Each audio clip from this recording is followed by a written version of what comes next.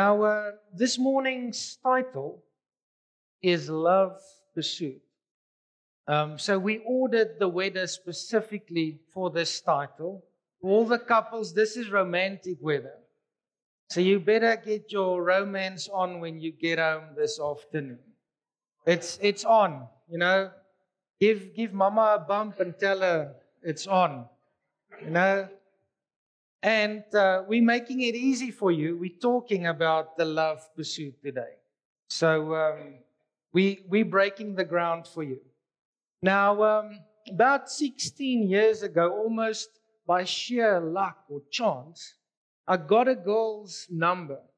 And being a young oak, 20-something, on the hunt, I was quick on the draw. I did not waste any time. Fortunately, I got the girl's name as well. I didn't just get the number. And so I phoned up this girl because, you see, I had a little problem. We had a breakfast run coming up, and my motorbike's back seat needed a pillion. So I had a dilemma that I had to sort out. Fortunately, I had this girl's number. And so I phoned her, and so Corina's first date with me was a breakfast run to Cullinan. And so riding there, of course, I stuck to a moderate speed because I didn't want to scare this girl on her first ever bike ride. And besides, I was planning to ask her for a second date, and I was hoping that she's going to say yes. So I had to better behave. Now you know that you've got something special going. When you get to your destination, get off the motorbike, and she says to you, you can go a little faster. And so I knew that was it. That was it. So needless to say, I fell head over heels for this girl. And so this beautiful journey unfolded where we pursued one another. Love's pursuit. Nothing as beautiful as young love. And it wasn't long before I popped the question. And this year will be 14 years since we said, I do. So it's like, the rest is history. And so because of our love for one another, through the ups and the downs, we kept on pursuing each other. To this day, we pursue each other because of our love for one another. And so, pursuing each other, you learn more about each other. And you discover things about each other that you never knew. Even after 14 years, you still discover something new. Now, back when we were dating, somewhere in that dating phase of life, there's something that just dropped in my heart like a ton of bricks. And that is that this girl is God's daughter. Man, that just like hit the bullseye, solid.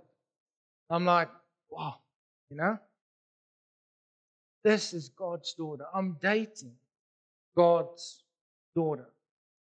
And so since that dropped in my heart, it became my mission to be a godly man to her. Nothing less will do because she's God's daughter. And as kids came into the picture, I realized that the way I love my wife will set the standard for my girls one day on how a man should treat them. And looking at religion, our pursuit of Jesus, and our faith, our love for God, I realized that the same applies to our faith. The way I pursue Jesus will lay the foundation for my kids in their pursuit of God. And so we read in John 3:16, a verse we all know. I'm going to read up into verse 17. For this is how God loved the world. He gave His one and only Son so that everyone who believes in Him will not perish but have eternal life. God sent His Son into the world not to judge the world, but to save the world through Him. And so because of God's love for us, He sent His Son in pursuit of us. We read in Ezekiel 34 verse 11, "For this is what the sovereign Lord says, I myself will search and find my sheep." I mean, we just sang this phrase in Reckless Love where, leave the 99. And God does that for each one of us. He did that for each one of us, pursuing us. And He pursues us every single day. And then for you and me, we read Jeremiah 29, verse 13, where it talks about when we pursue God, we will find Him. It says, "Then with a deep longing you will seek me and require me as a vital necessity, and you will find me when you search for me with all your heart." And so, since none of us here are perfect, we need to know that God pursues us even when we mess up. Now, we can come to Him for forgiveness. We can come to Him to be set free. In Him we find freedom and we find purpose. We read in Genesis 3, verse 8 and 9, it's not on the boards, but we read there that even after Adam and Eve messed up, God pursued them. We read that He was wandering in the garden looking for them. Even after they've messed up, He pursued them. And then we read in the New Testament, Jesus tells a lot of these stories called parables, where He talks about things like the lost coin, the lost sheep, the prodigal son. All of that to get the message across that He is pursuing us. He's after us. He wants for us to be with Him. Because of His love for us, He pursues us. Now, we know that we make time for the things that's important to us. And there's certain things in life each one of us seek. And if you go look at the word seek, you discover it actually goes hand in hand with pursuit. Because that which you seek, you'll pursue. And so many of us, we pursue love. We pursue fame. You pursue a following. You pursue likes. Pursue money. The thing is, we pursue that which is important to us. So get this, because we are important to Jesus, He pursues us. Now, because of my love for my wife, I pursue her. And I'm fortunate to know that the feeling's mutual. And this girl chases after me as well. And on a romantic day like today, sometimes I don't even have to put in the effort. She just chases after me. I thank God for that. It's awesome when you're in a beautiful marriage. I hope she doesn't share any secrets here. Eh? Don't think you're going to get tips today. Now, the thing is, I can't pick and choose when I want to pursue her. I can't pick and choose to only pursue her when I want something. I can't only pursue her when I'm in the mood. You can fill in the blanks. I need to be constant in my pursuit of my wife. And likewise, in marriage, that pursuit needs to be constant. You see, showing love and pursuit only when you want something, or only when you're in the mood, only when you feel like it, that doesn't cultivate a healthy relationship, doesn't cultivate a healthy marriage. And so, guys, don't only pursue her when she's wearing that snazzy number, that one that pushes your blood pressure through the roof. Don't only pursue her when she's wearing that piece. Pursue her even when she's not wearing her makeup. Pursue her even when her hair is messed up, even when the mood's not lekker because she had a terrible day at the work. Pursue her even when she's wearing a tracksuit because she doesn't feel beautiful. Pursue her even if her gel nails is not as polished as your motorcycle. Pursue her all the time. And for the ladies, don't only chase after your man when he's wearing that tight-fitting t-shirt and wearing, that cologne that has that Bushveld, this is Sparta scent. Pursue him all the time.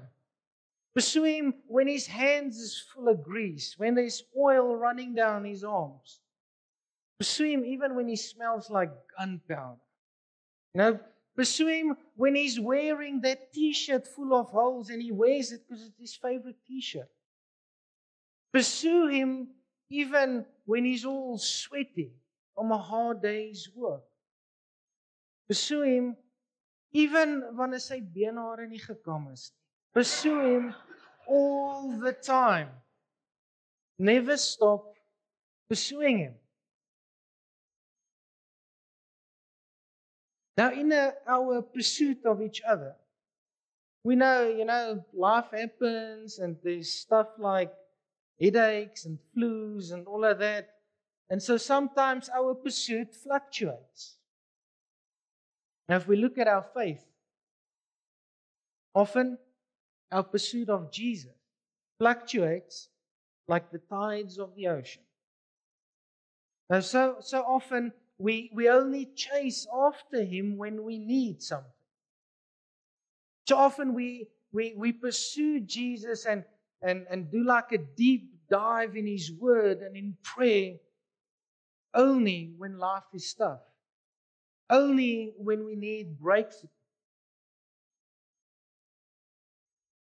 And so in any relationship, if only one party gives 100% all of the time, and the other party only gives 100% when they feel like it, or they want to justify why they should not go all out all the time, in relationships like that, you don't see growth.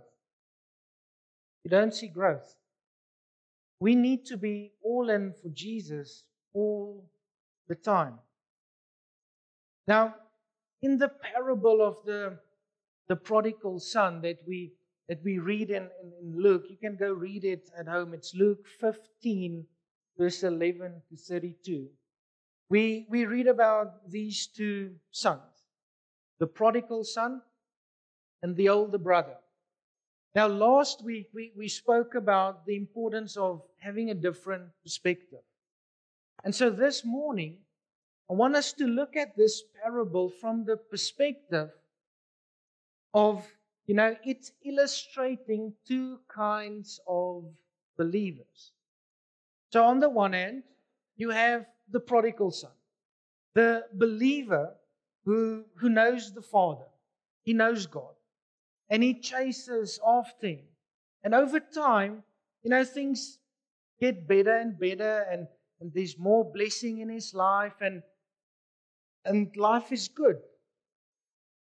And as he gets more and more blessings, he starts wanting to spend more time with all the blessings and less time with the Father.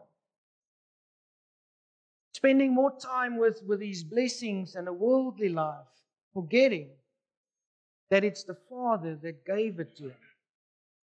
And so slowly but surely, he starts to drift away from the Father, making one bad choice after the other, only to wake up one day and realize that he's all alone.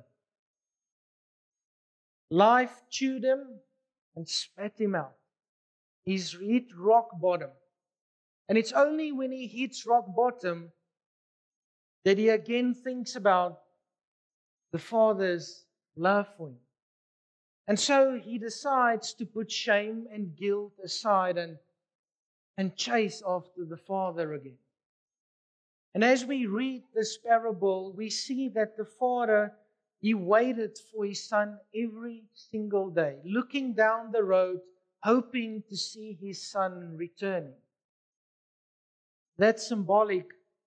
Father's love for us. Not one day did he stop chasing after his Son. Not one day did he stop looking for his Son. The Father never stopped longing for a relationship with his Son. And then there's the other son, the older brother. And so often when we read this parable, we don't spend a lot of time looking at the older brother in this story. Now, the older brother, this is the believer who sits in church religiously. He attends all the important meetings and all the big gatherings. You'll see him there. This is the guy who knows how to talk Jesus. This is the believer. He has the bumper sticker and the Jesus patch on his jacket. He knows how to act Jesus. He ticks all the boxes. But the thing is, he never really pursues the Father. You see, he has no love for his brother in faith. He doesn't want to see the sinner, the downtrodden and the broken return to the Father and be restored with the Father, experiencing the love of the Father.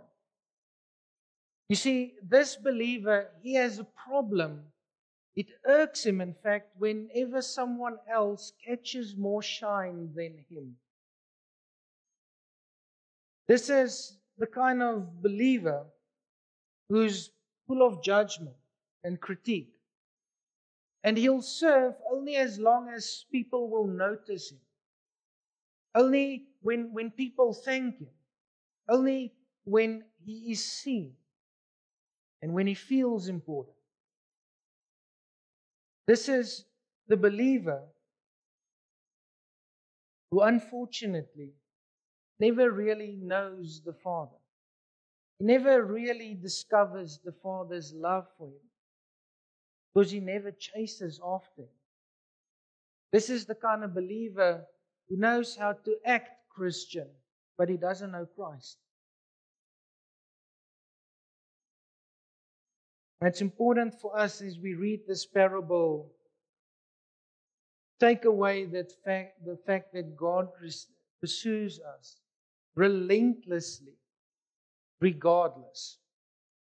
Whatever it is that you messed up this week or this year, this far, or wherever you are at in life, God never stops pursuing you. He desires relationship with you.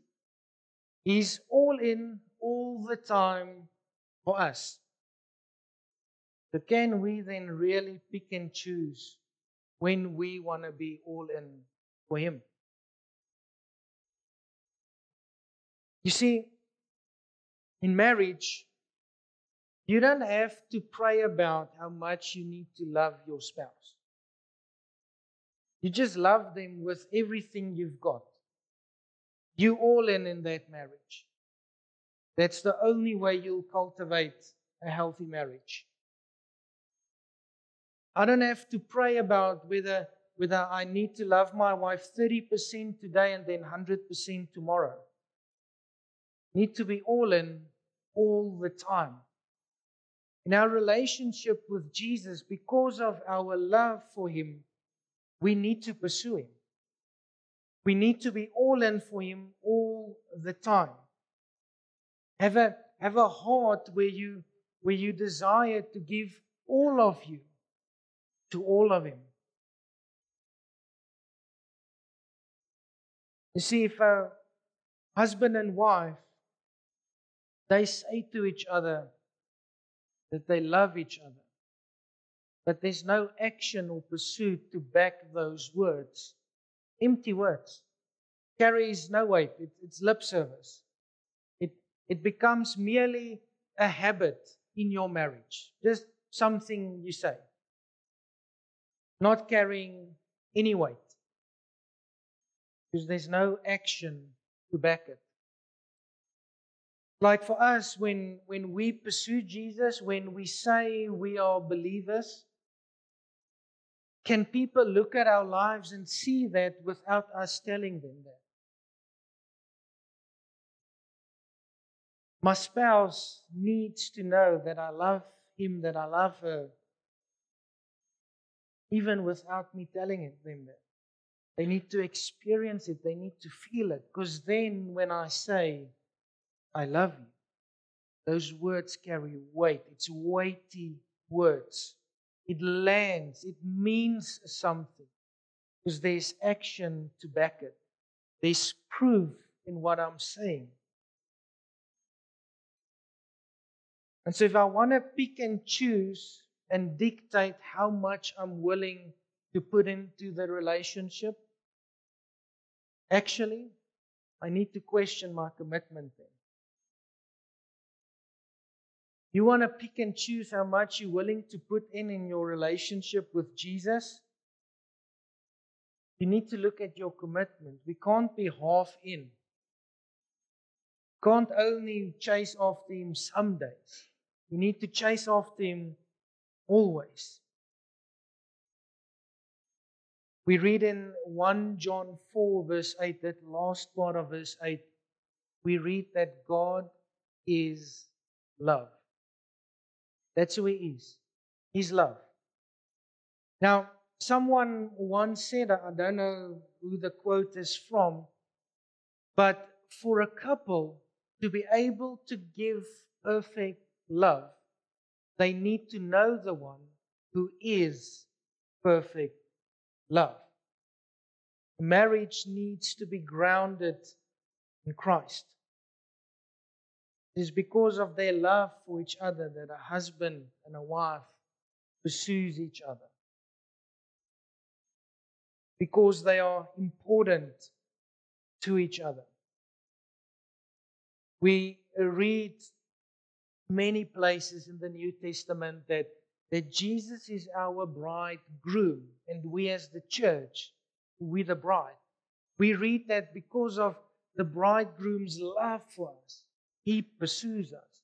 We read that He will come for His bride. Because we are important to Him, He chases after us. He wants to give all of Him to us. And so we as the church, as the bride, we need to give all of ourselves to our bridegroom, Jesus. We need to chase after Him. You know, in marriage, when the relationship gets to that stage where the bridegroom to be goes on one knee and he flashes the ring and he asks for his bride's hand in marriage, that's probably the pinnacle of the pursuit. And the bride to be saying yes. He's saying, yes, I will pursue you. Yes, I will give all of me. All of you. That's what's happening. It's not just a yes so that you can have the fairy tale wedding. There's meaning behind everything that happens, and in that very special moment. Now, like I said, we make time for that which is important to us. We pursue the things we desire in life. I mean, we prioritize time with our spouses. We prioritize time with our kids. We carve out time for our hobbies. You make time to exercise or just to wind down after a busy day. You make time to play that online game or to watch that series on Netflix or that movie on Amazon. You make time for those things. And so the question is, how important are we to each other in marriage? Do we make time for each other? Corinna and I, we have this habit in the evenings when both of us are home, she makes a cup of coffee for us. And we go sit on the couch or at the dinner table and just take a couple of minutes to just connect with each other. Just wind down after a busy day. Just check in with each other. Hear how your day was. Just spend some time together. Because you see, the pursuit starts with spending time together, having a conversation. And so, here's a thought. How about a coffee?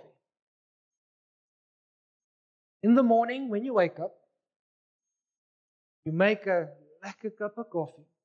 You go sit in your garden or on your stoop or look out the window of your flat. Take a deep breath. Take a sip from that warm cup of coffee. Just have a conversation with Jesus. Just talk to Him. Just spend time with Him. Or maybe your mornings, it's hectic. It's a rush to get out of home. Get out the house, get to the office. I mean, there's traffic. If you're not on the highway by a certain time, you're not going to make it in time for work. And so the mornings is a real rush for you.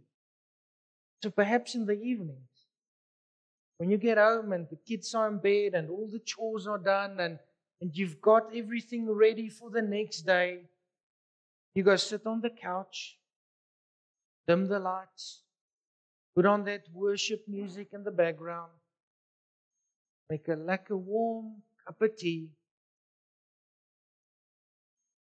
have a conversation with Jesus. Spend time with Him. Just talk to Him. The pursuit starts with having a conversation, spending time in His presence. And so, what if in your house, having a cup of your favorite brew becomes synonymous with spending time with each other, having a conversation? What if that becomes synonymous in your house with just on top of your daily prayer and scripture reading, just on top of that, whenever you have a cup of your favorite brew, you also just spend some more time with Jesus. Just connect with Him. Talk to Him. Read the scriptures. Spend time with Him. The pursuit starts with having a conversation, spending time with each other. As the worship team comes back up, there's a quote that says, in a healthy marriage, a husband and wife stand by each other's side on the good days, stand even closer on the bad days, no matter what. And so in our pursuit of Jesus, in our walk in faith, our walk with Him, what if we walk close to Him every day, no matter what? What if we pursue Him with everything we've got? No matter what. No holding back. All in. And so, to wrap up this morning, in marriage, we need to pursue each other. All out. Never stop dating. As the years go by, we get older, hormones and stuff change and all of that. Never stop pursuing each other. Never stop having fun, laughing together, doing things together. If maybe you sit here this morning and in your marriage, that flame from burning bright looks like that little flame in an oil lantern that's about to die.